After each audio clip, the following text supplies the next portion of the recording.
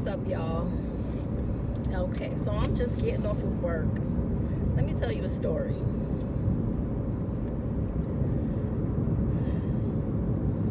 Okay, so I come on my shift, right?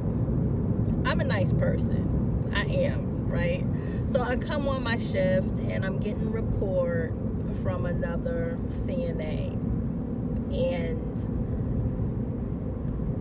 the first thing that comes out of the CNA's mouth when they see me is, today was a really bad day, or today was a hectic day, or something like that. But what was ringing in my ears was, I'm sorry for the mess or what didn't get done.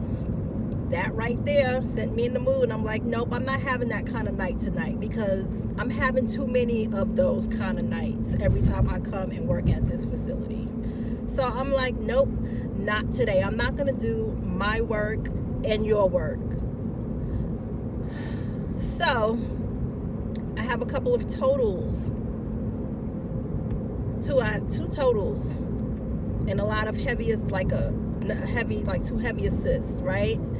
So those are the people that we're going to go around and we're checking those people. I'm checking briefs today. I'm checking them today. So we went to one person. I was told the Foley was leaking. And when I went to look, I lifted them sheets. Yes, the girl did. I lifted the sheets. And when I saw the pad all the way up her back, I said, okay, so if the Foley is leaking, of course the bed is either wet already or it's going to be wet by the time I get to her, because that's not my priority right now. I had to go get a report, and then lights are going off like crazy because dinner time is finished. People want to go to the bathroom, and that is prime time for patients to fall during that time because they want to go to the bathroom. Just got finished with dinner, they want to go to the bathroom and they want to lay down and go to bed. So I helped her not clean her up, but put a chuck under there, and I made sure she was clean. Now, before we even touched her, the report that I got about her was Foley's leaking, but I put a towel there. And when we went to go change that chuck to put it down underneath her properly, homegirl was on the bedpan and she had a big pink ring around her bottom. That ticked me off some more. And now I'm not really faulting this person, because other people, somebody else could have put her on the bedpan and didn't tell her. But that made me want to keep going and checking everybody, because now I don't trust. I'm not trusting you now, because there was an incident before when someone told me that the person was with it and they can call when they have to use the bathroom, and we were short that night, and I didn't get to that person till about 11 o'clock or something like that. Now my shift starts at 6, but this person can call. So if this person had to use the bathroom, they probably ring the light. Maybe I was in another person's room, but whatever. But that wasn't the case. This person was on the bedpan, and I didn't put the person on, and my nurse didn't put the person on, and nobody else during that shift put the person on, because no one claimed it. So that means somebody the shift before us put that person on the bedpan hours ago, and that person was on the bedpan for hours, and their behind was molded to the bedpan. So ever since that day, I didn't trust anyone. Totals, people with heavy assists, people who can't turn, I'm checking everybody, returning people. So, okay, so back to the story. So I turned her, we fixed her chuck, and then pulled her up, and she was good to go. I went over to the next bed. She's a total as well. Lifted the blankets, looked at the brief. I didn't even have to touch it or pull it back. You can clearly see that she was soaking wet.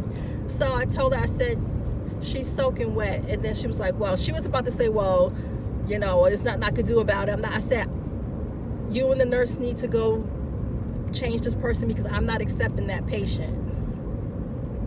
So she went to another nurse. She's also a charge nurse, and asked what to do with the situation. The charge nurse, but she wasn't that charged that day. She said, you're going to have to go and change her. And they went and changed her. And I only got reported on 2 people now. I guess she was upset and didn't give me the rest of the report, but that's okay, because I can find out the information on my own and go ahead. Now, I said that to say this, because when you're working and you're getting a report from people and you didn't come to work to clean up anybody else's, it's a 24-hour job, yes, but you didn't go there to do the previous shift plus your shift. You have a hard enough shift. I don't care if you're daytime, morning time, and a lot of people say the night shift, we don't have nothing to do. Yes, we do, because we get all the sundowners and all the people on bowel prep, because you know they want to do that at night, right? We get the bowel prep people, we get, you know, all kind of craziness. And we're also always short. Day shift is fully supplied with employees, because you got the big bosses walking around and you got, you know, all these people. So they make sure day shift or morning shift is fully staffed. But when it comes to night shift, it's whatever. So that's what I'm working with. So that's why when I come to work, I'm not coming to work to do 2 jobs. At night, even if I'm the only CNA working, I am required to make sure everyone is clean, all the rooms are clean, no linen hanging around, everything has to be clean, garbages, emptied, linen baskets, all of that stuff. With 1 person, with 2 people. Now, morning shift, they get more people because, you know, people are up and they want to do things. You know, people have their own routine. I understand that. But when it comes to night shift, we do all the stocking, you know, we do all like the housekeeping and stuff. So we do have a lot to do too, but we just don't deal with the people. We don't deal with the family. We don't deal with, you know, everybody's little special routines that they have to do throughout the day. We don't deal with that. We deal with other stuff, and we're still running at nighttime. And also, so the excuse was it was only 3 of us. Usually they have 4. It was only 3, but 3 is still sufficient enough for a CNA and a nurse to get it there and bust it out together. I don't want to hear no excuses, because if I'm required not to have an excuse, day shift is required not to have an excuse as well. Because, listen, day shift is hard. That's why I don't do day shift. I do night shift because I don't want to deal with the bull, and I don't want to deal with all that extra stuff. And if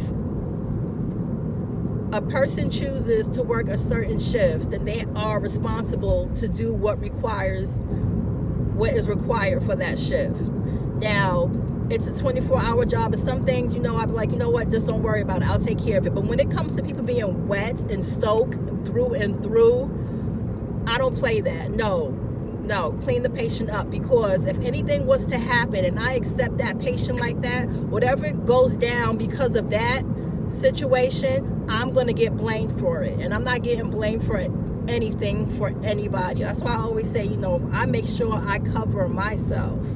And everyone should make sure that they cover themselves. I wouldn't leave anyone wet. If I have a total person, I make sure that I clean that person. You know, you do every 2 hours, but my final clean is really close to the time for me to leave, so that I can make sure that they are dry. And if they do happen to urinate, I will clean it up. I wouldn't give that patient to the next person wet. It's just not right. I don't leave urinals and bedside commodes filled with anything. Everything is clean and ready to go for the next shift. That's just how I roll, and I expect everyone else to roll the same way. So yeah, guys, that's my little story. And I just want you guys, when you are on the floor and you're working, turn those people over. Do not trust people because they want to go home, and not even trust people because other people can come in the room and do certain things that the CNA didn't know about. But make sure if it's a total person or a heavy assist person, a person who doesn't do anything, you got to do everything for them, make sure you turn them and roll them, because if not, you're going to be doing a whole lot of extra stuff that you shouldn't do.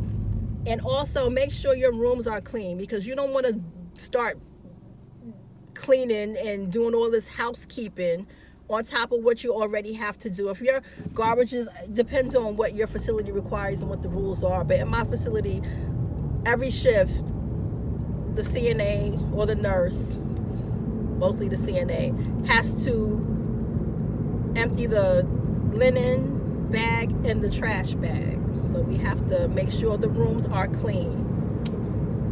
EVS does not do it. They only do it when the patient leaves, and they'll clean the whole room and they'll empty everything. But in between shifts, that's our responsibility.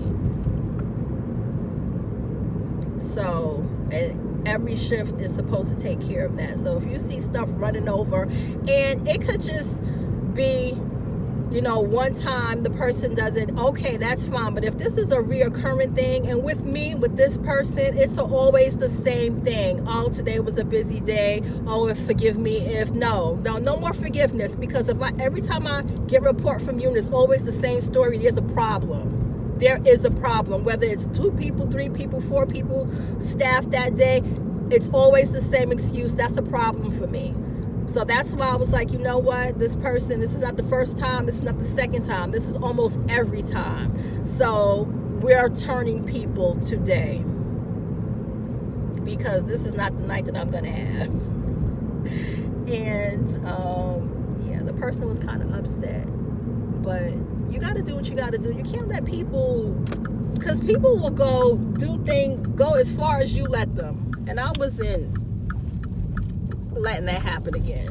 You know how many times I follow people and I had so much stuff to clean up, and just ridiculous. By the time I got home, it was like I was so drained. I'm like, I just did 2 people's jobs, my job and the shift before. So yes, guys, that's my little story, my little and my lesson was learned the first time it happened, and it wasn't gonna happen again. Y'all should have saw my face when I saw that bedpan underneath that lady. And you know what? And the messed up thing is, if I would have trusted the person, that person would have been on that bedpan for a couple of hours. Because first of all, she got a Foley, and she wasn't having any bowel movements because she's not eating or anything like that. She was just, you know, she wasn't eating, drinking, or anything. She would have been the last person I would have turned over. I would have been getting everybody else who's actually going and urinating on themselves and need baths or whatever. By the time I would have got to her, it probably would have been like maybe 10 o'clock, 11 o'clock, and that would have been wrong. She would have been on that bedpan for that long. So that's why I was like, you know, nope. That's what upset me, because it brought me back to what happened before.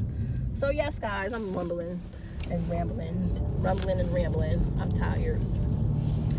So guys, yes, I will talk to you guys later, and I hope you guys got something from this little story. Don't let it happen to you. Churn your people, check your people, make sure they're clean before you accept them, because if you don't, you will be accepting whatever problem comes along with it. Talk to you guys later. Bye.